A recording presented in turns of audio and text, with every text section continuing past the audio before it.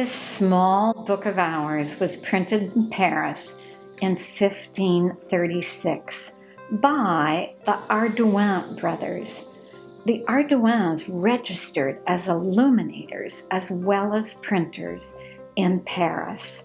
This book is printed probably with woodcuts beneath it and then hand colored.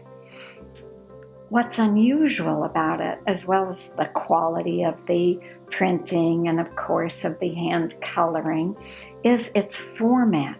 This agenda wallet size format is not common, and it would have fit easily in one's pocket.